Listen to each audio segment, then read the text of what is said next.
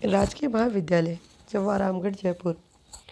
विषय इतिहास, स्नातक प्रथम वर्ष के विद्यार्थियों के लिए यह वीडियो है।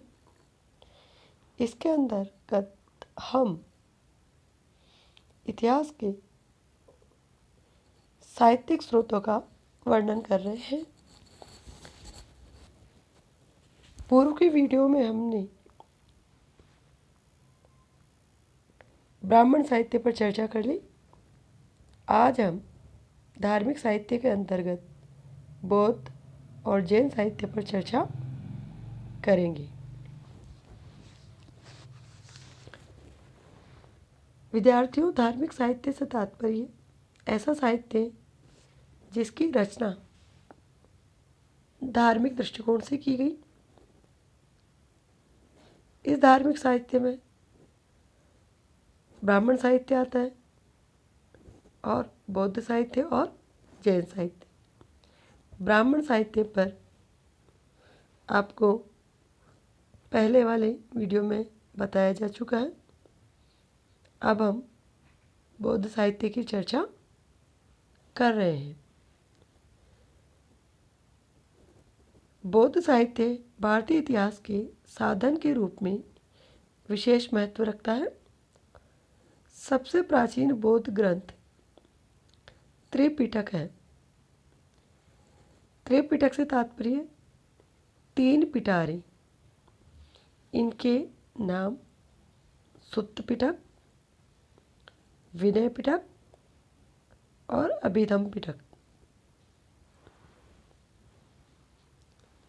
इनकी रचना गौतम बुद्ध के निर्वाण प्राप्त करने के बाद हुई।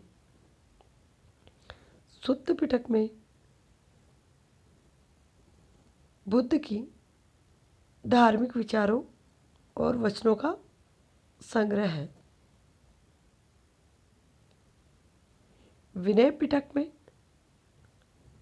बौद्ध संघ के नियमों का उल्लेख और अभिधम पिटक में बौद्ध दर्शन का विवेचन है।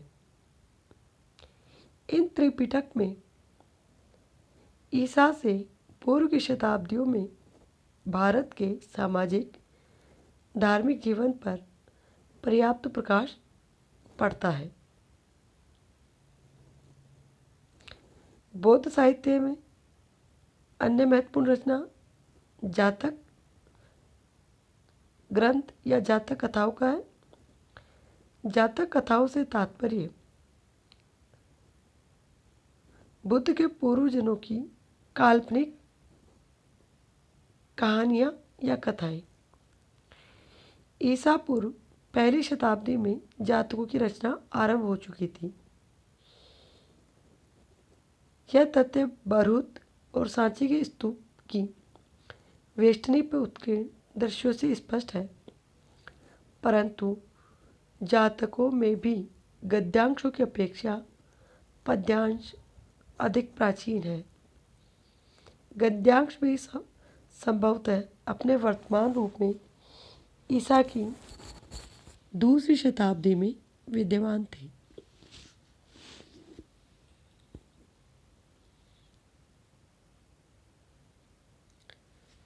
मिलिंद पन्नों,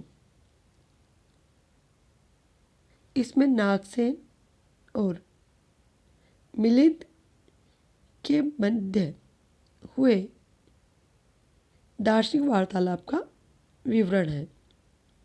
मिलिंद यूनानी राजा मिनांडर और विद्युत भिक्षु नागसेन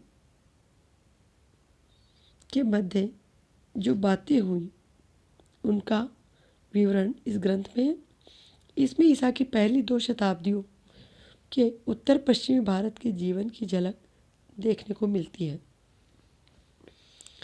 दीपवंश की रचना 4वीं शताब्दी में हुई।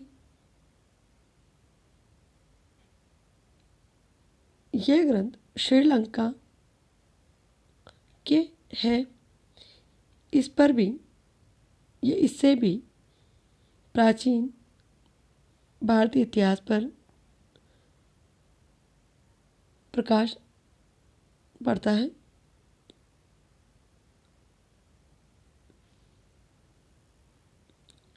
ललित विस्तार। ललित विस्तार में बुद्ध के लौकिक जीवन पर आधारित ग्रंथ है। इससे भी हमें भारतीय इतिहास की जानकारी प्राप्त होती है।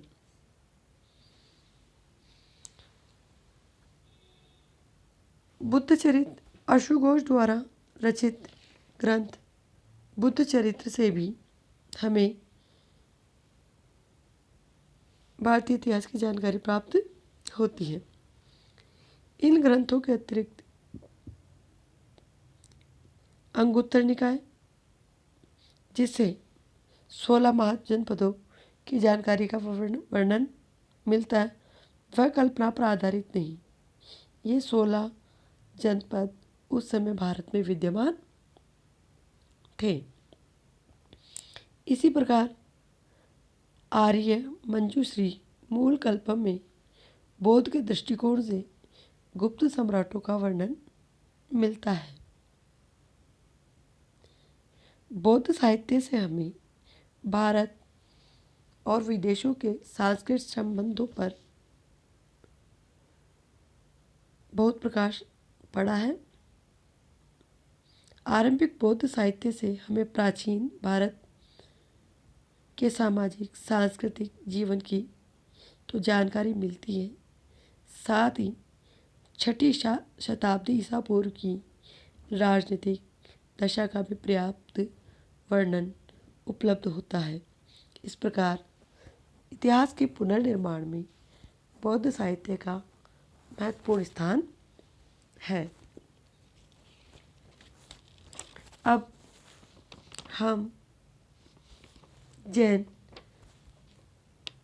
साहित्य या जैन धर्म ग्रंथों की बातें कर रहे हैं।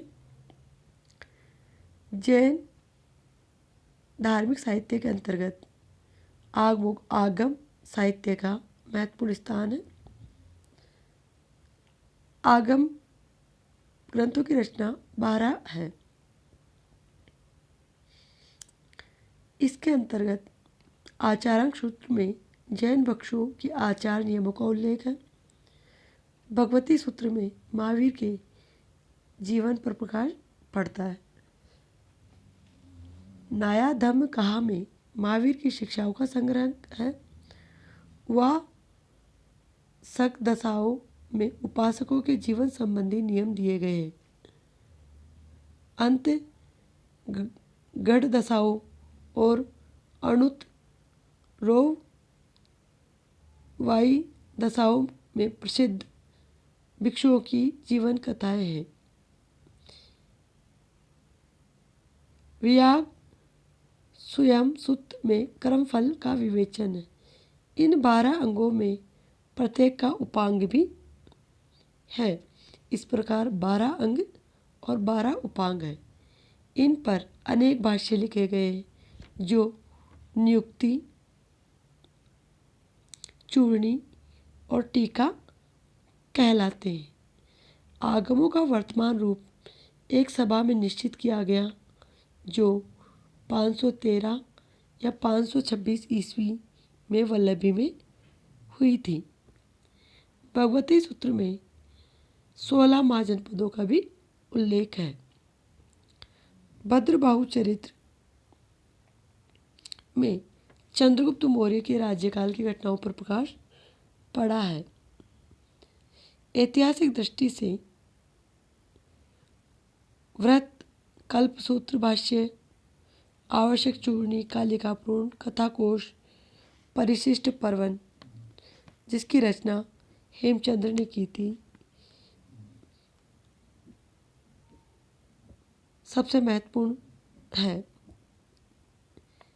इसकी रचना ईसा की 12वीं शताब्दी में हुई। पूर्व मध्यकाल में अनेक कथाकोशों, पुराणों की रचना हुई, जैसे हरिभद्र सूरि का सम्रादित्य कथा, धूर्ताख्यान और कथाकोश, उद्योतन सूरि का कुलयमाला, सिद्ध श्री सूरि का उपमिति संभव प्रपंच कथा, जीनसेन का आदि पुराण और उत्तर पुराण। इस जैन साहित्य से तत्कालीन भारतीय समाज की सामाजिक और धार्मिक दशा पर पर्याप्त प्रकाश पड़ता है। इस प्रकार विद्यार्थियों, हमने इस वीडियो में साहित्यिक स्रोतों के धार्मिक साहित्य, बौद्ध साहित्य और जैन साहित्य पर चर्चा की। आगे के वीडियो में हम धर्मेत्तर साहित्य पर चर्चा करेंगे। धन्यवाद।